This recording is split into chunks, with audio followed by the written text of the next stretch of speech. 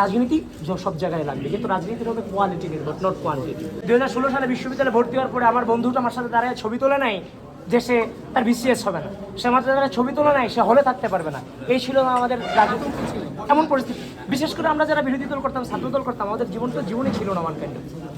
সুতরাং ওই জায়গা থেকে যেহেতু একটা পরিবেশ পরিস্থিতি সৃষ্টি হয়েছে, সেই জায়গা থেকে নতুনভাবে আমরা ভাবতে চাই, নতুনভাবে চিন্তা করতে চাই, যেটার মুখোমুখি হয়ে আসছি এর জন্য কোনোভাবেই পুনরুত্থান না ঘটে। হ্যাঁ, রাজনীতি সব জায়গায় লাগবে, কিন্তু রাজনীতির হবে কোয়ালিটি নির্ভর, নট কোয়ান্টিটি। এখন তোমার এই হলে যদি আমার 20 জন ছেলে থাকে, 20টা ছেলে যদি কোয়ালিটি সম্পন্ন হয়, তাহলে ওই 20টা ছেলে যখন ডাকবে তখন সবাই নেমে আসবে। আমার তো প্রতিদিন সবাইকে নেমে আসতে হবে না, আমার তৈরি করতে হবে 20 জনকে, এমনভাবেই তৈরি করবো যেন ওই 20 জনকে সবাই পছন্দ করে। ওই দিকে আমরা ডাইভার্ট হবো ইনশাআল্লাহ, ওই দিকটা কোনোভাবেই থাকবে না। আর ওটা তো রাজনৈতিক কালচার না, ওটা তো রাজনৈতিক কালচার না, এটা রাজনৈতিক অপসংস্কৃতি। আমি জানি না এটা কিভাবে সম্ভব হলো যে জাতীয় নির্বাচন আমরা টার্গেট ছিলাম, ভোটাধিকার চাচ্ছিলাম, জাতীয় নির্বাচনের ভোটাধিকার চাচ্ছিলাম।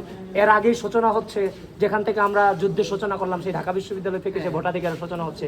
সুতরাং আমরা এমন একটা পরিবেশ সৃষ্টি করতে চাই, তোমরা সবাইকে জানাই দিও আমরা হেরে গিয়েও জিতে যেতে চাই, জিতে গিয়েও জিতে যেতে চাই। 5 আগস্টের পরে আমাদের নতুন করে জেতার কিছু নাই, আমরা 5 আগস্টে জিতে গেছি। এই জেনারেশনটা